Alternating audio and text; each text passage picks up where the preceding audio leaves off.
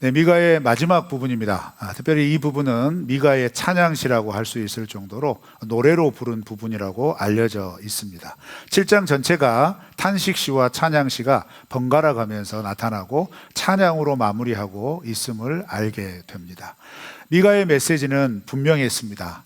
하나님을 떠난 백성, 그 백성을 지도하는 지도자들의 죄악을 낱낱이 고하면서 그 죄악에 대하여 반드시 심판하시겠다고 선언하시는 겁니다. 그렇지만 그 심판이 결론이 아니라 심판은 과정이 될 것이라고 강조하십니다. 심판은 회복으로 이끄는 하나님의 은혜가 될 것이라고도 반복합니다. 그래서 이런 메시지를 통하여서 이 메시지를 증거하는 미가가 이 메시지를 선포하고 나서 하나님 앞에 감격하는 모습입니다. 오늘 본문 말씀은.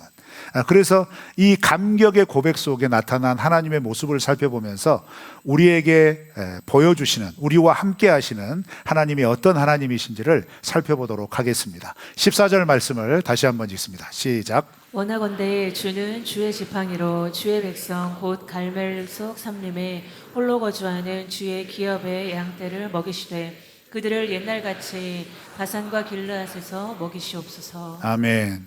선지서의 여러 내용 가운데 미가서 내용 중에는 좀 의미 있는 표현들이 처음 등장하는 것이 몇 군데가 있는데요.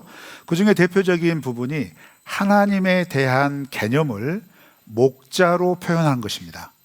물론 다윗 때도 그렇게 하나님은 나의 목자시다라고 표현을 한 거지만 이 심판과 관련되어져서 목자 대신 하나님을 표현하는 부분들이 반복해서 나타나며 다루는 것은 미가서에 있습니다. 특별히 5장 2절에 보면 하나님은 우리를 목축하실 거다 이렇게 말씀하시면서 그 돌보시는 하나님에 대한 것을 깨닫게 하시는 거죠.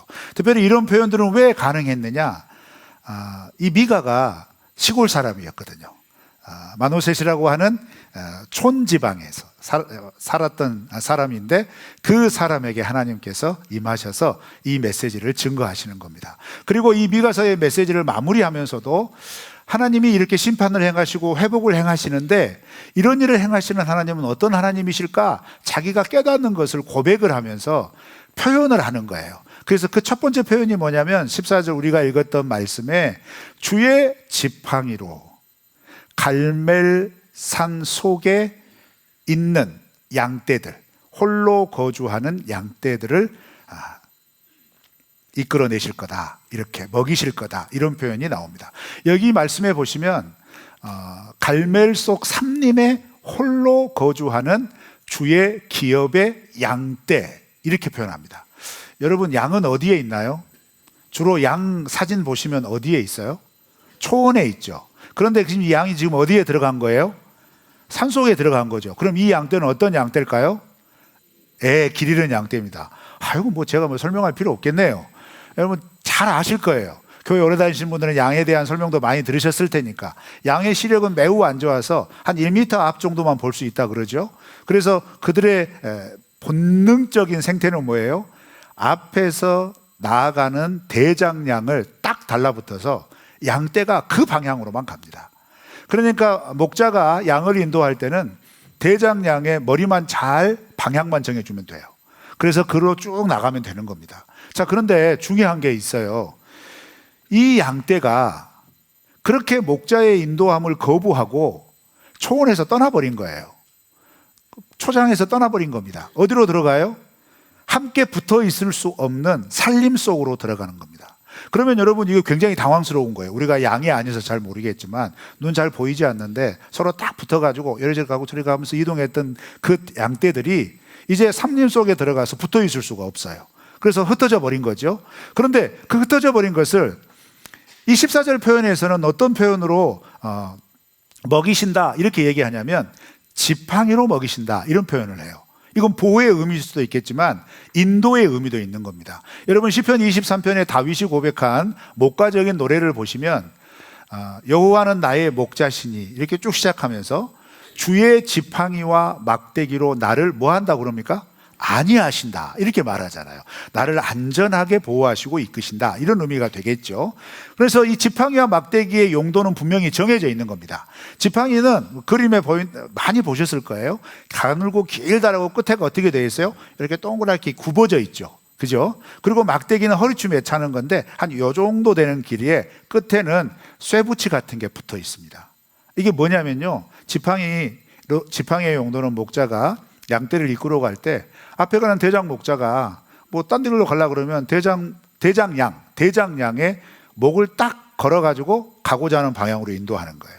그러니까 이 지팡이의 용도는 분명히 상징하는 게 뭐냐면 인도라는 겁니다. 그죠? 근데 그러면 막대기는 뭐냐? 이 막대기는 밤에 양떼를 한 자리 모아놓고 잘 때 목자는 거의 잠을 못 잡니다. 양떼 숨에 자다가 늑대나 이리가 덮쳐올 때 그걸 가지고 맞서 싸우는 거예요. 그래서 막대기가 상징하는 건 뭐냐면 보호입니다. 그래서 하나님은 우리를 인도하시고 우리를 보호하신다라고 하는 그 개념이 어디에서 나오냐면 이런 목가적인 상황 속에서 나오는 거예요. 이런 목축 속에서 나오는 거거든요. 자, 그런데 14절의 말씀은 무엇을 우리에게 설명하냐면 그렇게 인도할 수 있는 초장에서 이미 벗어난 거예요. 그러니까 하나님의 백성이 있어야 할 곳에서 이미 벗어난 거죠. 벗어나서 잊지 말아야 할 곳, 관리하기 힘든 곳, 모으기 힘든 곳, 흩어질 수밖에 없는 곳, 그런 곳으로 들어가 버리고 말았다는 거예요. 그러면 이걸 포기하냐? 아니죠. 포기하지 않는다는 겁니다.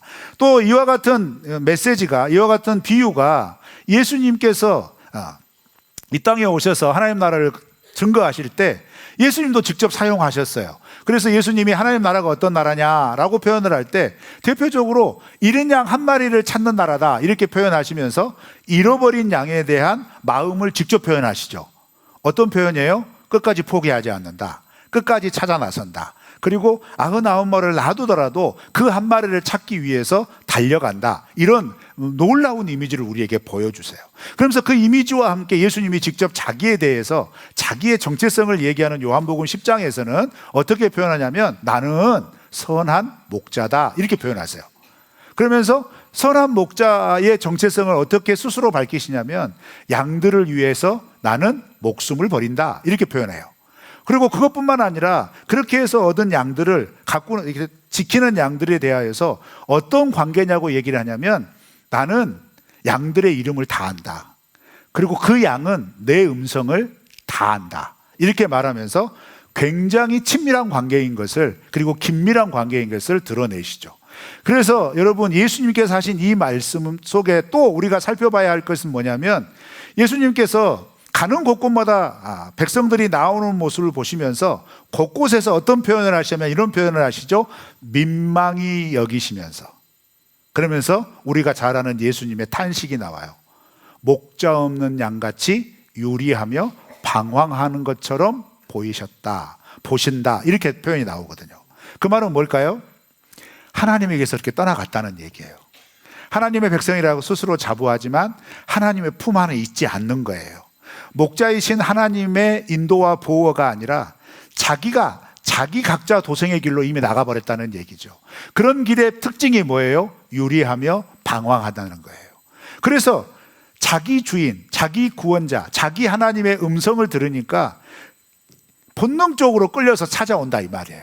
그래서 그렇게 찾아와서 하나님 앞에 나온다는 얘기죠. 그럼 이렇게 나오는 것에 대하여서 하나님은 어떤 모습으로 받아주시느냐 했을 때 그렇게 흩어져 있고 살림 속에 있더라도 그 지팡이로 걸고 이끌어 오시는 그 모습으로 비유하면서 우리 하나님은 끝까지 포기하지 않으신다. 아멘 하세요. 아멘 하셔야지. 이런 말씀을 들으실 때 그 다른 거 아멘 안 하시고 이게 정말 속상하네요. 하나님 우리 끝까지 포기하지 않으신다고요. 아니 그럼요. 그래서 여러분 우리가 2025년을 그 포기하지 않으시는 하나님의 지팡이에 이끌려서 여기까지 온 줄 믿습니다. 내가 아무리 내 마음대로 가고자 하는 발버둥을 쳤어도 하나님은 하나님의 백성을 내버려 두지 않는다는 거예요. 그렇게 딱 잡아서 하나님께서 원하시는 곳으로 이끄신다는 거죠. 그 은혜로 우리가 올 한 해를 마무리하고 있음을 믿습니다. 그런데 그 은혜는 도대체 어떤 은혜냐라는 거예요. 그리고 이 은혜가 의미하는 건 도대체 뭐냐? 자, 15절을 한번 읽어볼까요? 15절입니다. 시작. 이르시되 내가 애굽 땅에서 나오던 날과 같이 내가 그들에게 이적을 보이리라 하셨느니라. 여러분, 굉장히 중요한 표현이 나오는데요. 애굽 땅에서 나오던 것 같이 이적을 행할 것이다, 이 말씀을 하시는 거예요. 그러면 미가서 전체적인 메시지에서 이 말은 무엇을 의미하냐면 이미 심판은 확정이 되고 선포가 된 거예요. 그리고 그 심판을 받아들이고 있는 거예요. 그런데 그 심판을 받아들여야 할 당사자 세대는 얼마나 고통스럽겠어요. 근데 사실 우리 독자의 입장에서 이거 읽으면 야, 이 일 당할 사람 진짜 힘들겠다, 고통스럽겠다, 야, 좀 비참하겠다, 이렇게 생각하는데 문제는 뭔지 아세요? 이 말씀을 직접 듣고 있는 그때 당시의 사람들은 맹맹합니다. 뭔 의미인지를 몰라요. 그런데 이 상황이 언제 가서야 비로소 깨달아지느냐? 이 선포하신 모든 심판과 회복의 말씀이 이루어지는 시점, 70년의 포로 생활이 끝나고 돌아올 때서야 그때서 자각하기 시작해요.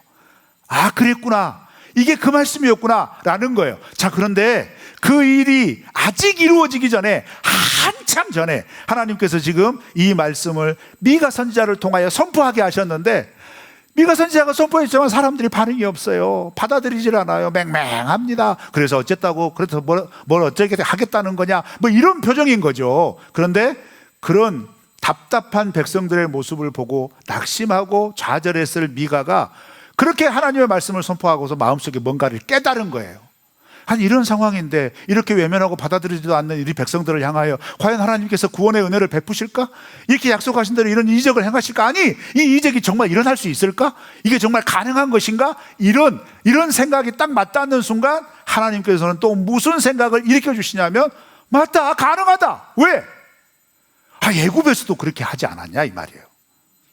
이제 아멘 하셔야 된다니까. 이거 진짜 놀라운 이야기예요. 우리는요, 하나님 믿을 때 우리 스스로 얼마나 믿음의 한계를 딱 정하는지 몰라요. 그러지 않아요, 여러분? 믿음의 한계를 분명히 정하고, 야, 내가 여기까지는 내가 할 수 있는데 하나님이 이 정도까지는 해 주실 수 있겠지. 근데 이거 이상을 할 수 있을까? 이거 진짜 불가능한데? 이거 가당키나 하나? 이런 생각에 우리는 자연스럽게 묶여 있어요. 그런데 여러분, 하나님과 통하고 하나님의 말씀 안에 있는, 특별히 하나님과 친밀한 어떤 사람들은 그런 상황 가운데서 무엇을 바라보냐면요, 충분히 할 수 있지. 왜? 그 성경 역사 봐, 성경에 봐라. 세상의 노예였던 이스라엘 백성들을 그 한두 사람도 아니고 그 민족 전체를 확 이끌어내셨지 않냐? 그 말이나 되냐, 그게? 그런데 그 일이 실제 일어났지 않았냐? 이 역사는 역사적인 기록으로도 남아있지 않냐, 이 말이에요. 이건 놀라운 일을 이루신 그 하나님이 오늘 나한테도 이런 말씀 하시는데, 그러면 나한테는 이런 일 안 일어날까? 일어날 수 있겠지. 이게 미가가 지금 감탄을 하면서 고백하고 있는 내용인 거예요. 그리고 이 말씀, 심판과 고통을 전해드는 이스라엘 백성들이 한편의 마음속에 믿음이 연약하면 어떻게 마음이 들 수 있어요? 이런 거 안 하고 그냥 용서해 주시면 안 돼요? 막 이럴 수 있잖아요. 그리고 진짜 그 일을 당해가지고 정말 비참하고 처참한 상황 가운데 일어났을 때, 저에게 내었을 때, 사실 그 상황이 되면요, 사람들 하나님 못 봅니다. 여러분 경험해 보시지 않으셨어요? 생각지도 못한 큰 일을 당하면요, 기도조차 안 됩니다. 그렇잖아요. 그런데 그런 상황 가운데서 하나님은, 우리는 하나님에 대하여 망각하고 우리는 하나님을 붙잡을 생각조차 못하는데, 하나님은 그런 우리들을 끝까지 포기하지 않으신다는 거예요. 그 분명한 증거가 뭐예요? 애굽에서 노예 생활하고 있는 그들이 아무리 고통 가운데 있고 하나님을 외면하고 하나님과 밋밋한 관계 속에 있더라도 아브라함과 하신 그 약속을 끝까지 지키시는 그 하나님의 사랑과 성실하심은 그들이 어떤 상황에 있든지 간에 때가 찼을 때 그들을 이끌어내는 하나님의 놀라운 권능을 행하셨다, 이 말이에요.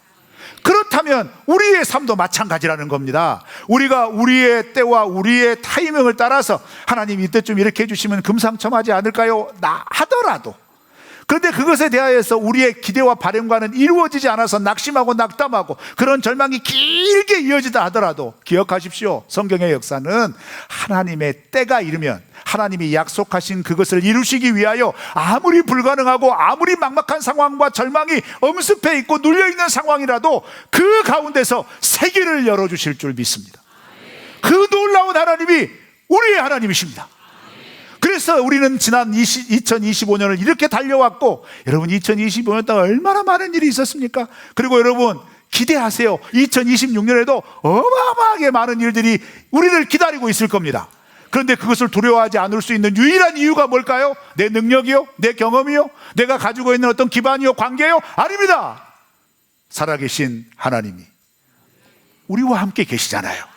그래서 우리가 믿음으로 담대하게 걸어 나아갈 줄 믿습니다. 이걸 딱 깨닫고 나니까 미가가 어떻게 고백하냐면요, 18절 이렇게 고백해요. 우리 다 같이 고백해 볼까요? 주와 같은 신이 어디 있으리까? 주께서는 죄악과 그 기업에 남은 자의 허물을 사유하시며 이내를 기뻐하심으로 진노를 오래 품지 아니하시니. 아멘. 여러분, 여기에서 주와 같은 신이 어디 있습니까?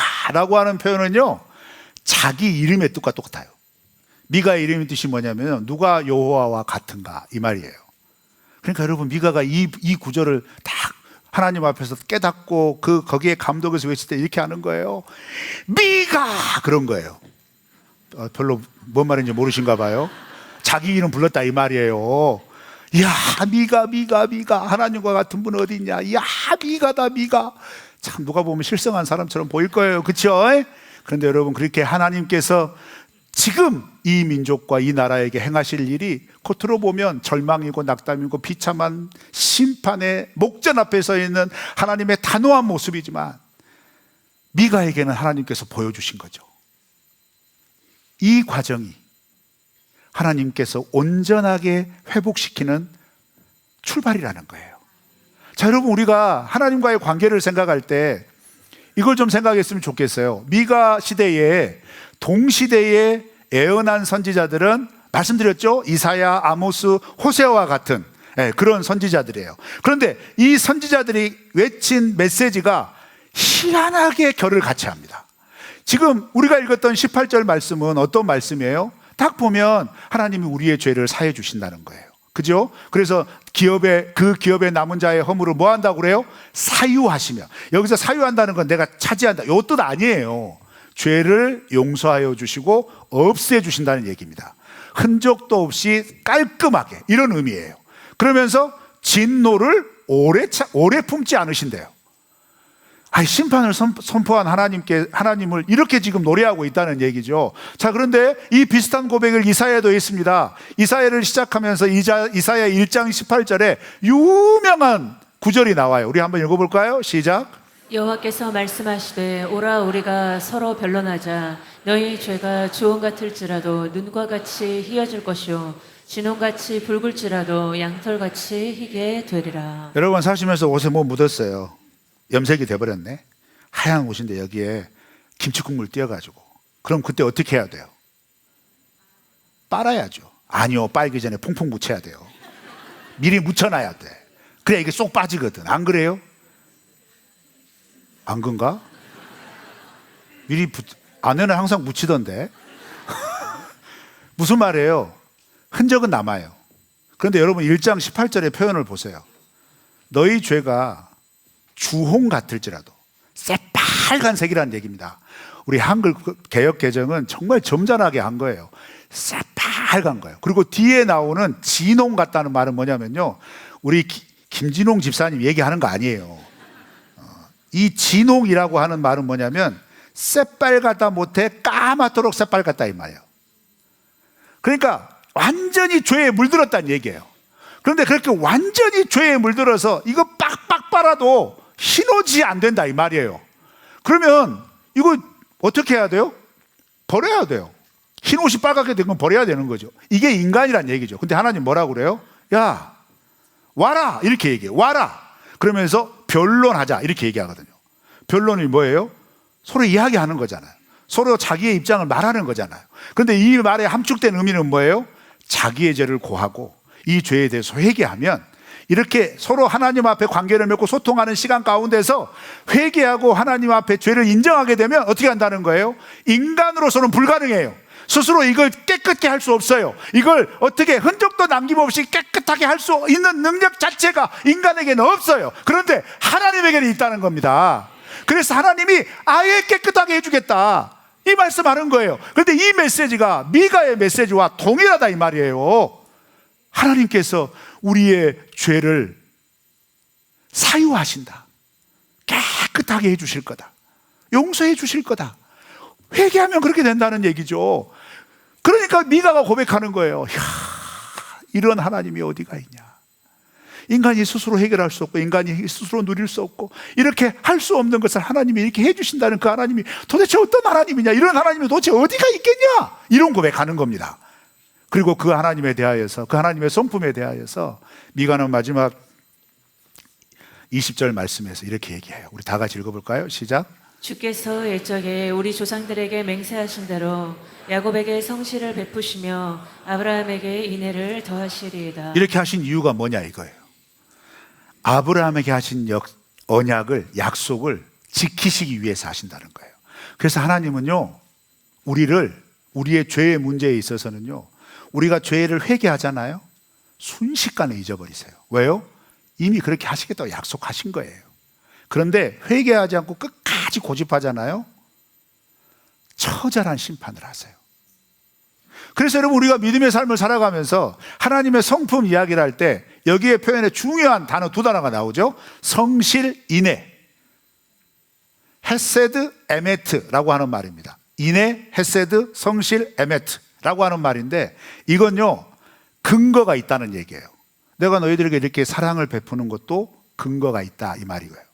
내가 너희들에게 이 사랑을 베푸는 게 감정에 따라서 이만하면 됐는데 내가 이렇게까지 했는데 너희들은 말 안 들으니까 이제부터 너희들 국물도 없어, 이게 아니에요. 자꾸 반복이 되더라도 돌아와서 회개하고 하나님 앞에 긍휼을 구하면 하나님 어떻게 하신다는 거예요? 그거 받아주시겠다는 거예요. 그런데 이렇게 받아주시는 근거가 뭐냐면, 내가 아브라함과 약속했거든, 내가 다윗과도 약속했거든, 그 약속을 성실하게 지키시는 거예요. 그래서 여러분, 우리가 오늘날 예수 그리스도를 믿어 하나님의 자녀가 되어서 그 예수 그리스도의 이름으로 죄 사함을 받고 하나님의 자녀의 삶을 살아가는 것은 결국 이 아브라함의 약속부터 시작하여서 예수 그리스도의 십자가의 언약을 통해 우리에게 약속하신 것을 지금도 성실하고 지금도 인자하게 그 성품으로 지키시기 위하여 우리에게 기회를 주시고 끝까지 포기하지 않으시는 이 하나님의 사랑 때문에 우리가 죄악 가운데 있더라도, 하나님과 멀리 떨어져서 하나님과 결이 다르게 산다 할지라도 포기하지 않으시고 기회를 여시고 그 기회를 통하여 돌아오게 하셔서 하나님의 사랑 안에 거하도록 하는 놀라운 긍휼을 우리가 누리고 있음을 믿습니다. 신앙생활하는 곳곳에 걸음걸음마다 우리가 매 순간 하나님 앞에 집중할 수 없어요. 왜요? 우리가 사는 세상은 죄의 메인 세상이기 때문에 그렇습니다. 그런데 이 죄의 메인 세상 속에서 우리가 그 죄의 영향력을 받아서 죄 가운데 가더라도 나는 하나님을 잊어버릴 수 있어도 하나님은 그 약속을 성실하게 지키시는 아버지 하나님이시기 때문에 포기하지 않으시고 우리를 다시 하나님의 자녀로 이끌시기 위하여 심지어 고통을 당하고 힘듦을 당해도 그것을 행하심으로 돌아오게 하신다는 거예요. 그 은혜로 우리가 하나님 은혜 안에 늘 거하고 있음을 믿습니다. 그 은혜로 우리가 새롭게 시작할 2026년의 새해도 그와 같이 이끌어 주실 줄 믿습니다.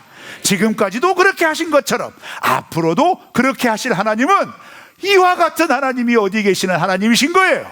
우리가 그 하나님을 고백하며 늘 주님과 함께 이 삶의 걸음을 믿음으로 걸어가시기를 바라고 2025년 잘 마무리하시고 2026년을 기대 가운데 시작하시는 은혜가 있으시기를 주의 이름으로 축원합니다.